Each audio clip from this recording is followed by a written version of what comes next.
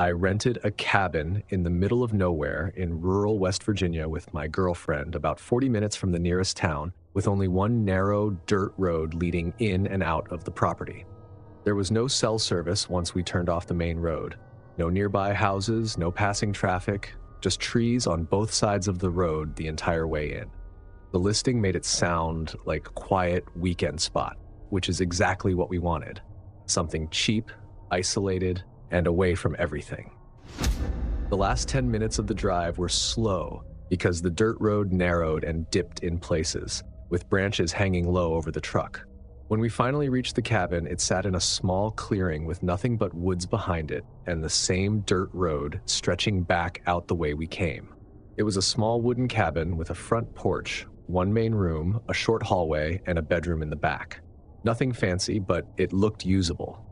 The kind of place you'd expect to be a little worn down, but still fine for a couple of nights. We brought our bags inside, checked the place quickly, and noticed right away how quiet it was. No insects, no distant traffic, nothing. Just the cabin settling and the wind moving through the trees. I remember saying something about how quiet it felt, and my girlfriend just nodded and kept unpacking. We didn't do much that evening. We had brought food, so we cooked something simple in the kitchen and sat at the small table near the front window. The light outside faded pretty fast once the sun dropped behind the tree line, and the woods around the cabin turned into a solid wall of black. At one point, I stepped out onto the front porch just to look around. The dirt road was barely visible in the dark, and beyond the edge of the clearing, everything disappeared into the trees. There were no lights anywhere. No houses in the distance, no headlights, nothing. I went back inside and locked the cabin door out of habit. It wasn't something I thought about much at the time, just a routine thing you do before settling in for the night. Later on, we were sitting on the couch, talking and scrolling through our phones even though there was no signal. Just out of habit. That's when I heard something outside. It wasn't loud, just the sound of something moving near the edge of the clearing, somewhere between the cabin and the tree line. It stopped almost as soon as I noticed it. I paused for a second, listening, but didn't hear anything else.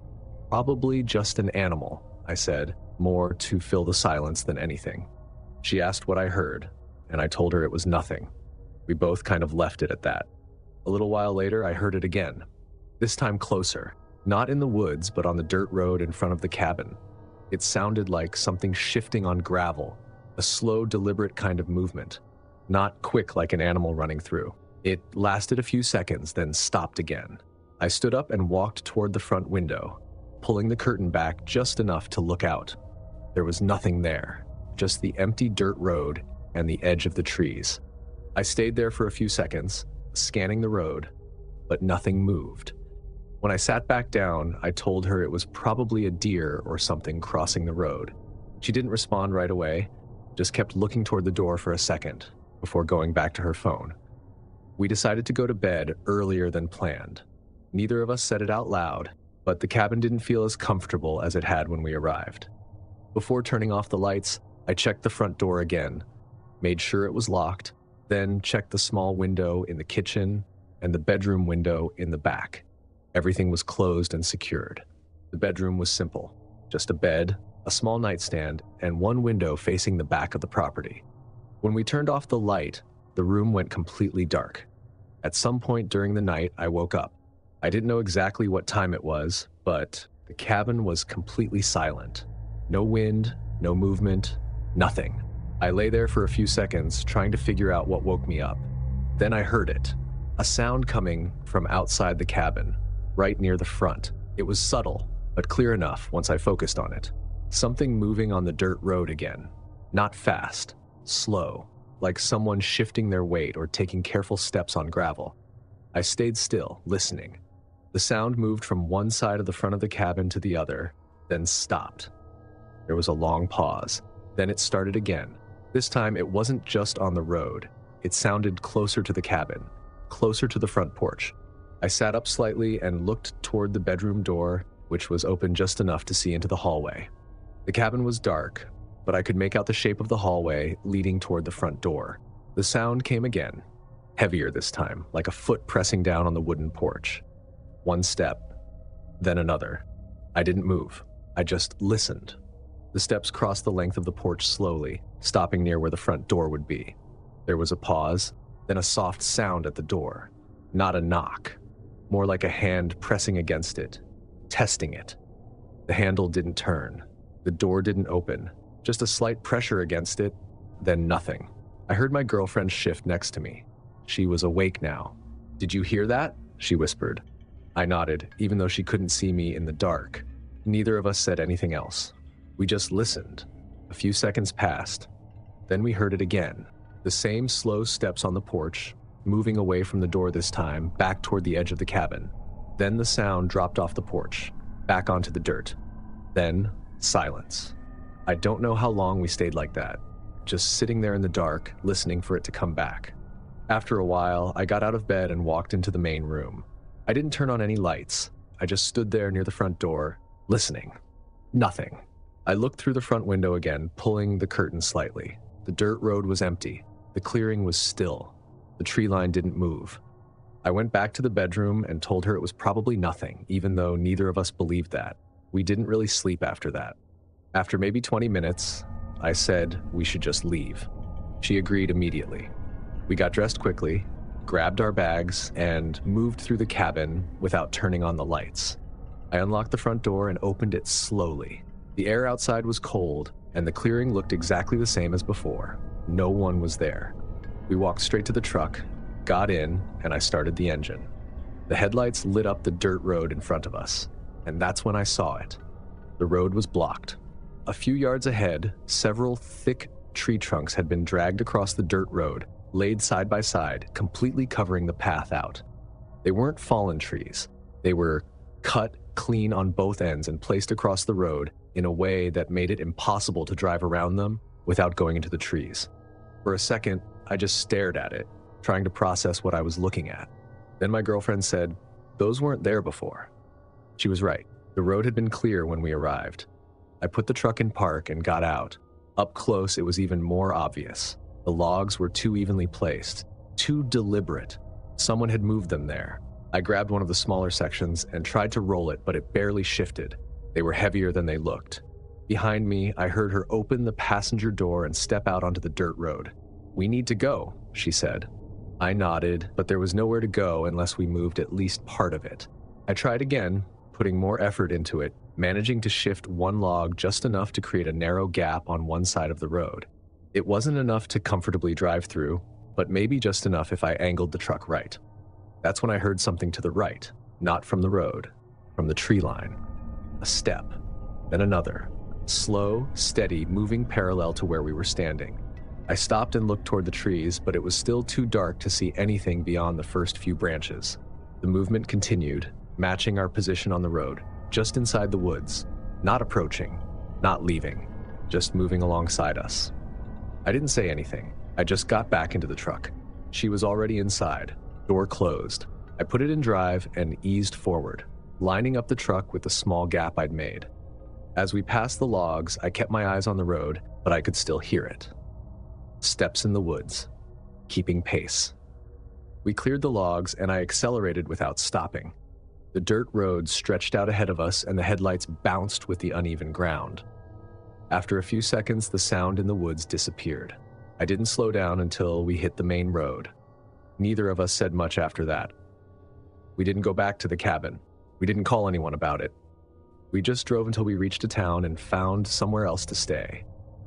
I kept thinking about those logs on the road, how long it would have taken to drag them there, and how close that person had been to the cabin while we were inside.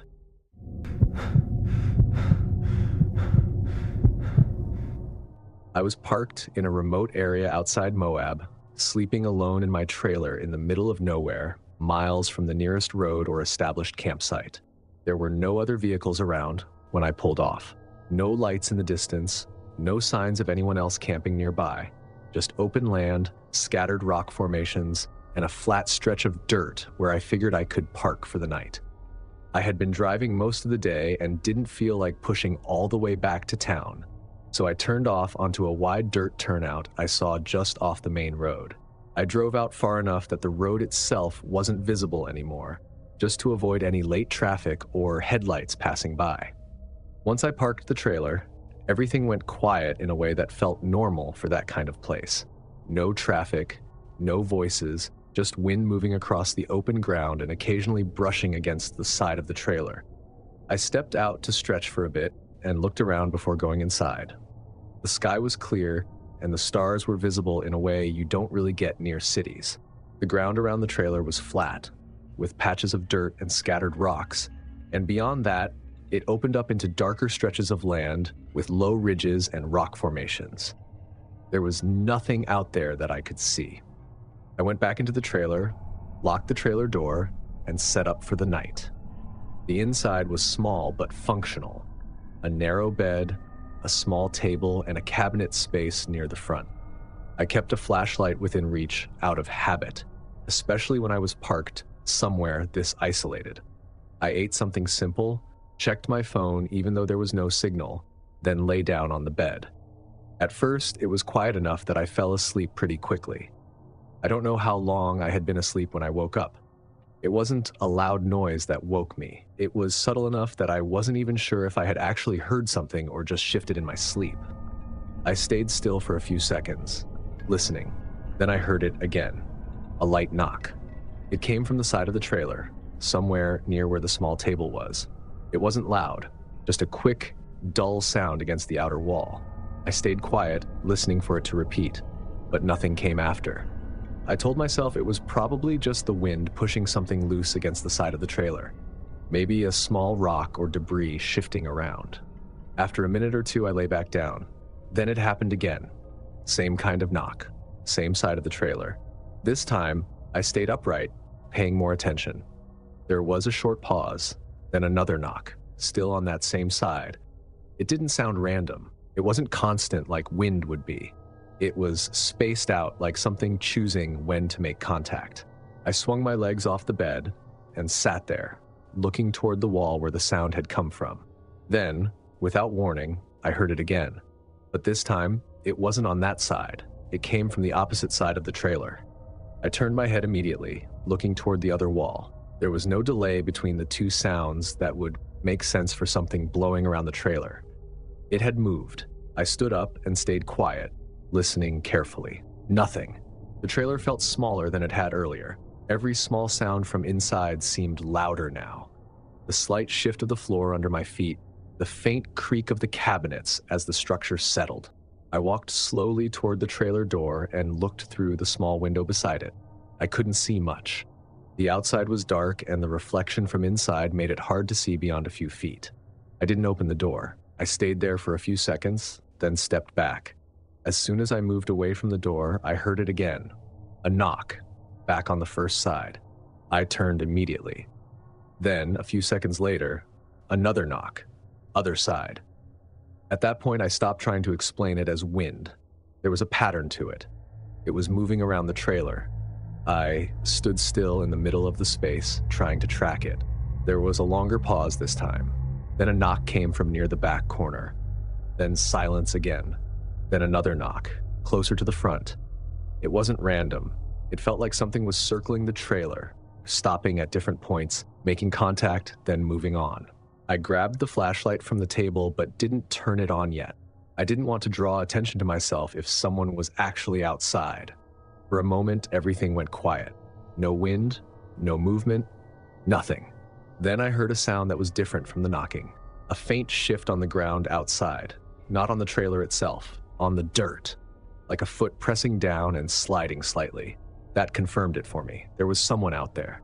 I kept the flashlight off and moved closer to the door again, listening. The sound came again, this time a few feet from the trailer. Then nothing. Then a knock, right next to the door, closer than any of the others. I took a step back without thinking. There was a pause after that one, longer than before. Then no more knocking, no footsteps, nothing at all. The silence felt different this time. It didn't feel empty. It felt like something was still there, just not making noise anymore. I stood there for a while, waiting. Eventually, I decided I needed to check. I couldn't just sit there all night not knowing. I turned on the flashlight and unlocked the trailer door slowly, keeping my hand on it as I opened it, just enough to step outside. The beam from the flashlight cut across the ground in front of the trailer. Dirt. Rocks, nothing moving. I stepped out and turned in a slow circle, sweeping the light across the area. The ground around the trailer was clear at first glance. No person, no movement. I walked a few steps away from the trailer and turned the light back toward it. That's when I saw it. The ground around the trailer wasn't untouched. There were footprints, not just in one place, all the way around it. Different positions, different angles, forming a rough circle around the trailer. Some of them were deeper than others, like whoever made them had stopped and stood in certain spots longer. Right next to the side where I first heard the knocking, there were a few prints closer together, facing the wall. Near the door, there were more prints positioned directly in front of it. I followed the line of footprints with the flashlight, moving slowly around the trailer. They wrapped all the way around, a full circle. I didn't stay out there long after that. I went back inside, locked the door, and didn't turn the lights off again. I sat on the edge of the bed with the flashlight in my hand, listening for any more movement. Nothing came back. No more knocking. No footsteps. Just silence again. I stayed like that until the sky started to lighten. As soon as there was enough light to see outside without the flashlight, I got up, unlocked the door, and stepped out again. The footprints were still there, clearer now in the daylight. They started a short distance away from the trailer, came up to it, circled it completely, and then led back out toward the open land in the same direction. There were no other tracks, no vehicle marks, no second set of footprints. Just one path in, a full circle around the trailer, and one path back out. I didn't spend any more time there. I got in the truck, hooked the trailer back up as fast as I could, and drove straight back toward the main road. I didn't stop until I was back where there were other cars, other people, somewhere that didn't feel completely exposed. I've parked in remote areas before, and I still do sometimes, but I don't go that far off the road anymore, and I don't stay anywhere where I can't see at least one other set of headlights in the distance.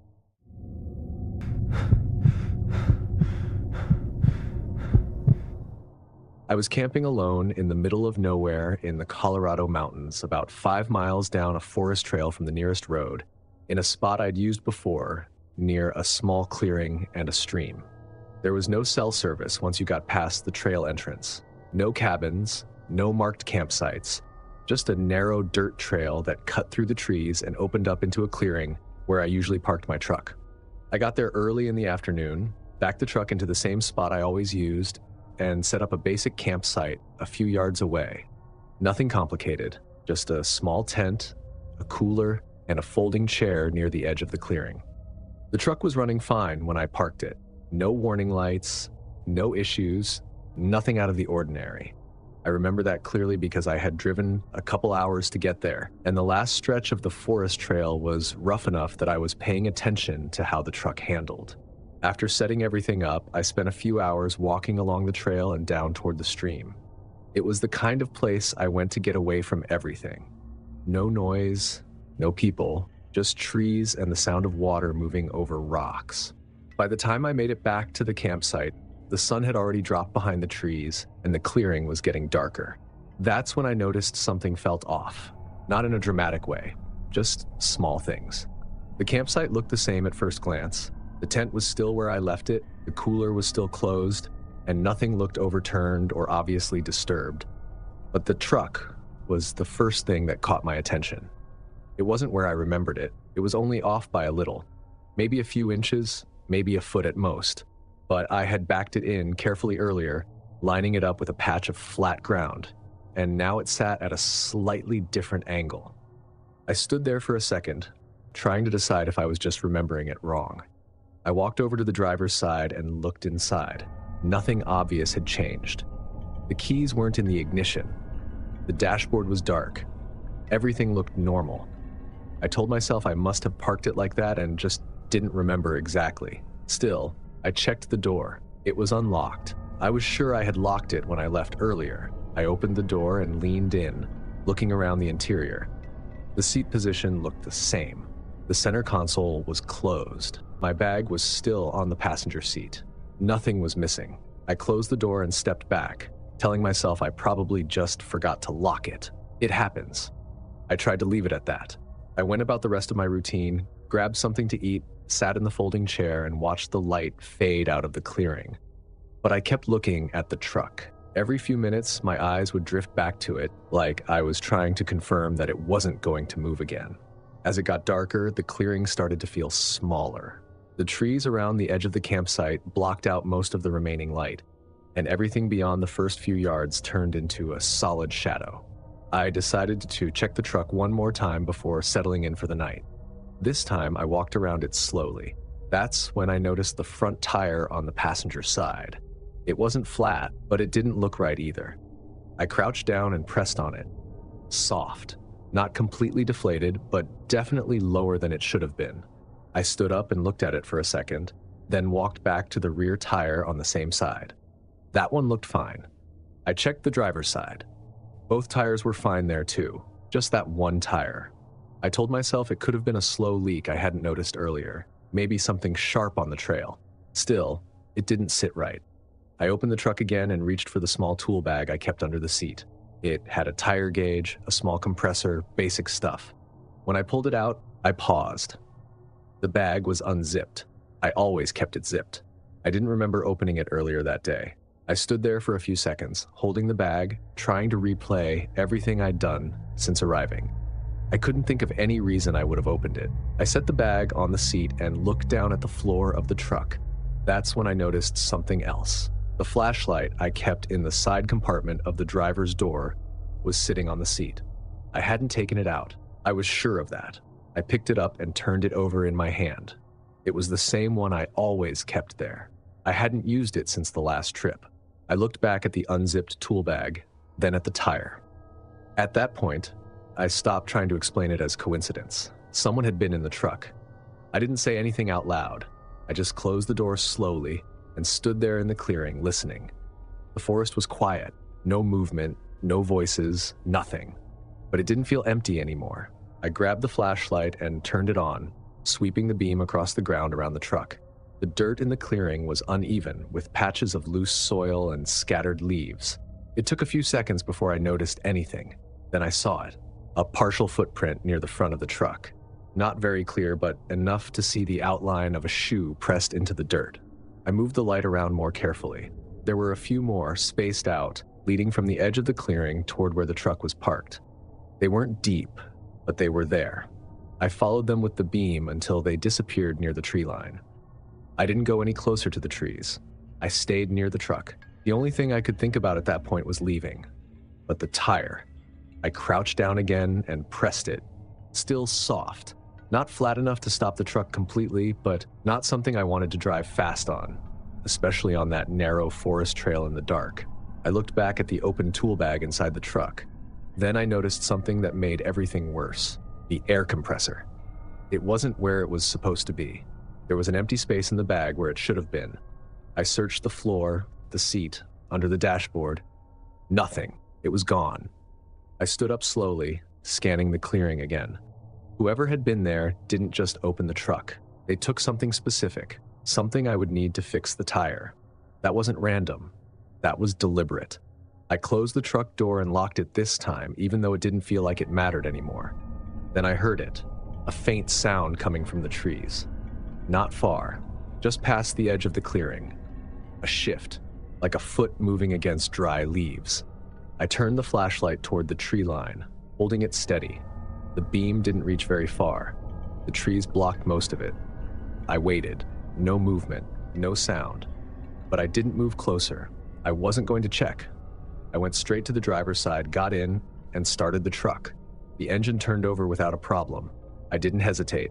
I pulled forward, slowly at first, easing the truck out of the clearing and onto the forest trail. The soft tire made the steering feel off, but it held. I kept the speed low, just enough to keep moving. As I drove, the headlights cut through the trees, lighting up sections of the trail ahead. Every few seconds, I glanced in the rearview mirror. Nothing behind me. Just darkness. I didn't stop. Not for anything. It took longer than usual to get back to the main road because I was driving slower than normal, trying not to damage the tire further. When I finally reached the trail entrance and hit pavement again, I kept going until I found a gas station with lights and people around. I pulled into the lot and got out to check the tire again. It was worse now, almost flat. As I stood there looking at it, I noticed something inside the truck. I leaned in through the driver's side door. The tool bag was still on the seat, but something had changed. The zipper was closed now. I was sure I had left it open. I reached in slowly and opened it. Inside, everything was where it should have been, except for one thing. The air compressor was back, placed neatly in the exact spot it belonged. I stood there for a while, looking at it, trying to make sense of how that could have happened. I hadn't gone back into the bag since leaving the clearing. I hadn't stopped anywhere, and I hadn't put it there.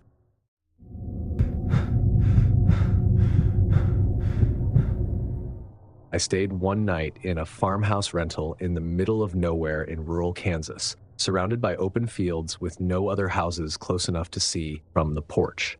The nearest town was a little over 30 minutes away, and once I pulled onto the gravel driveway leading up to the farmhouse, I lost cell service completely.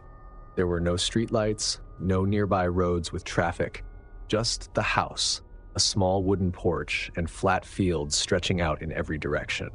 I had booked it last minute while driving across the state. I just needed a place to sleep for the night before continuing the trip the next morning.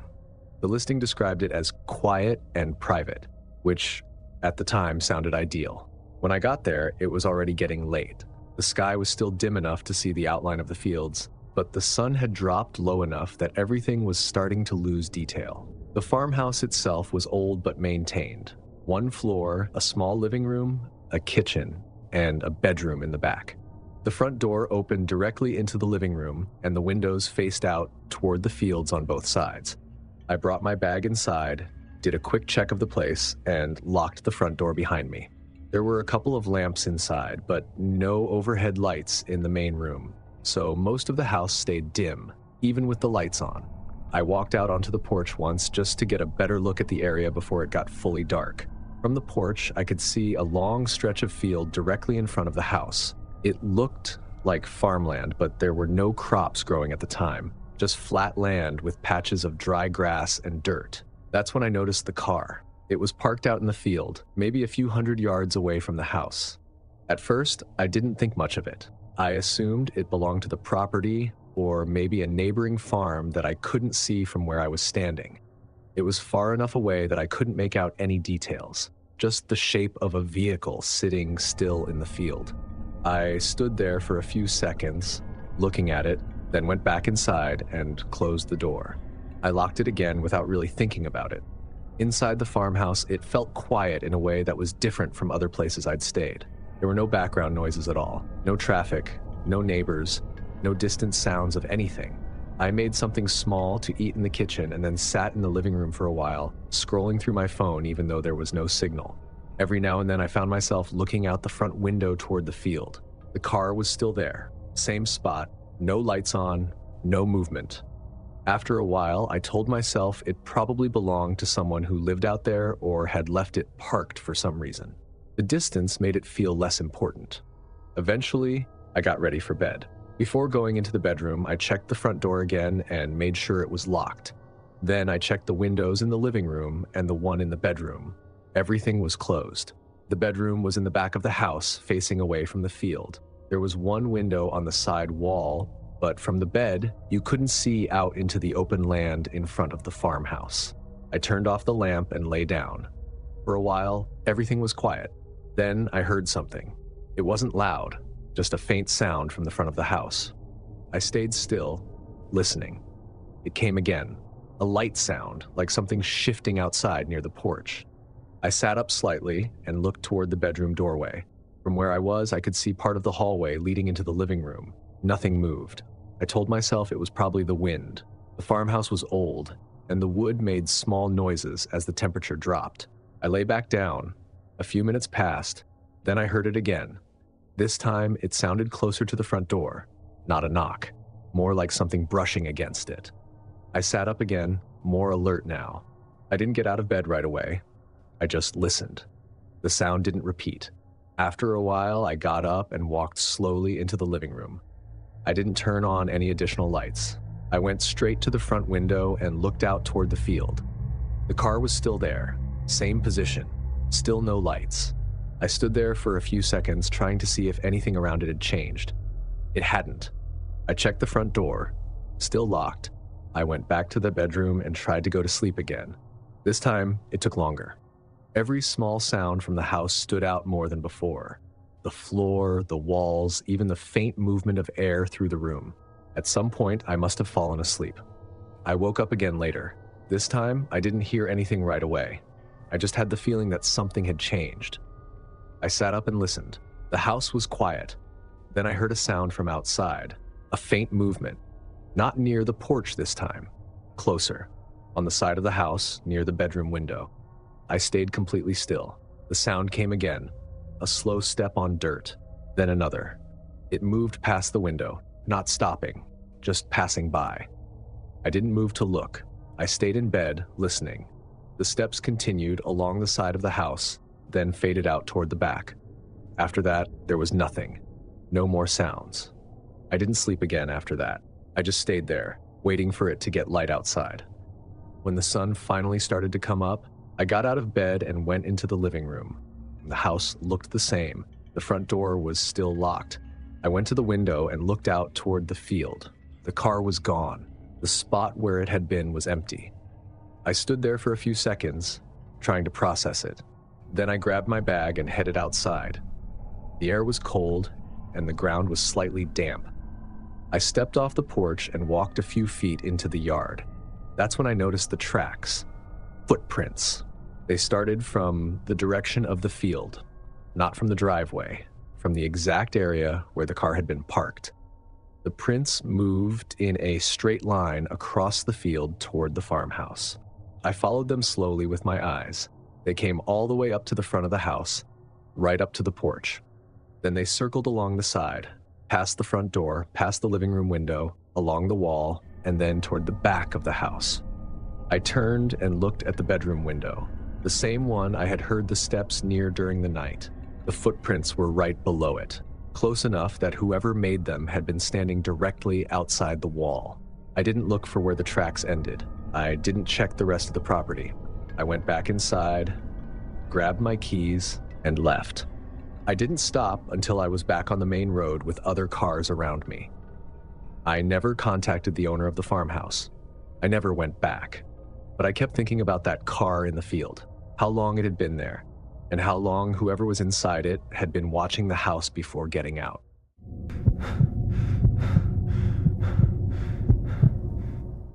I rented a small cabin in the middle of nowhere in Tennessee for one night, about 20 minutes off the nearest road, with no neighbors, no other buildings, and no cell service once I got close to the property. The directions took me off a paved road onto a narrow gravel road that cut through the woods. After a few miles, the gravel turned into a dirt path with branches hanging low enough to scrape along the sides of the car. The cabin was at the end of that path, sitting alone in a small clearing surrounded by trees. No other cabins, no lights anywhere else, just that one structure in the woods around it. It was a self-check-in rental. The key was inside a lockbox next to the front door. No host, no office, no one around. I remember standing on the small porch for a second before going inside, just looking out at the tree line. It felt quiet in a way that made everything else stand out more, like every movement or sound would carry farther than it should. I unlocked the door, stepped into the cabin, and closed it behind me. The inside was simple. One main room with a bed against the back wall, a small table near the window, and a short hallway that led to a bathroom. There was a single overhead light and one lamp near the bed. I set my bag down on the floor, walked through the cabin once, and checked everything out. The windows were shut, the bathroom was empty, and there was no second exit besides the front door. Out of habit, I locked the door right away. I walked back over and checked it again, making sure the latch was fully set. Then I checked the two windows, pressing on them to make sure they were closed properly. Everything was secure. I didn't plan on staying up long. I had been driving most of the day and just needed a place to sleep before heading out in the morning. I ate something quick, sat at the table for a bit, then changed and got into bed. The cabin felt quiet, but not in a way that immediately bothered me. More like the kind of silence you expect in a place that far out. At some point, I turned off the lamp and lay there in the dark. I remember thinking about how far the cabin was from the main road, and how there wasn't really anything around for miles. Eventually, I fell asleep. When I woke up, the light coming through the window told me it was morning. For a few seconds, everything felt normal. Then I noticed something on the floor. Near the edge of the bed, a few feet from where I was sitting, there was a patch of dried mud. At first, I didn't think much of it. It wasn't a large amount, just a small smear, like someone had stepped in with a dirty shoe and left a partial mark. I looked at it for a few seconds, trying to remember if I had tracked it in the night before. The ground outside had been dry when I arrived. The dirt path wasn't muddy, and I hadn't stepped in anything that would leave a mark like that. Still, I got up and checked the bottom of my shoes. Clean. No dirt, no mud. I looked back at the floor. The mark didn't match where I had walked when I came in. It was closer to the bed, not near the door. I stood there for a moment, trying to make sense of it. Then I walked toward the front door and checked it.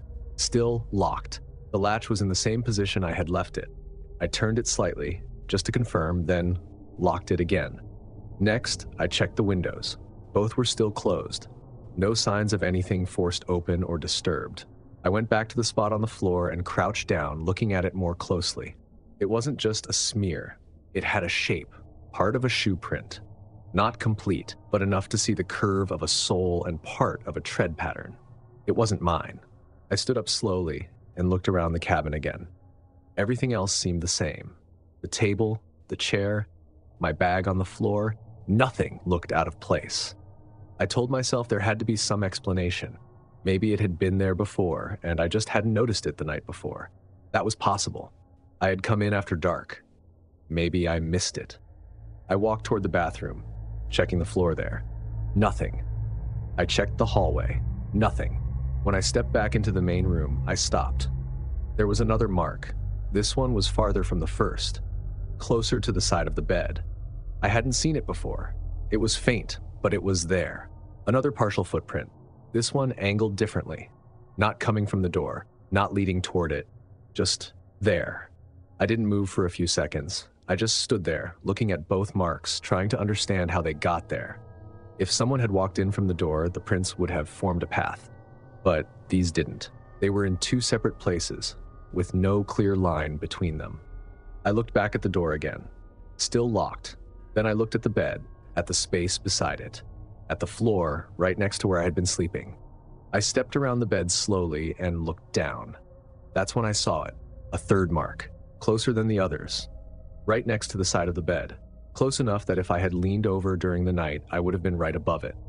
I didn't check anything else after that. I didn't look under the bed. I didn't open the bathroom door again. I grabbed my keys from the table, picked up my bag, and went straight to the front door.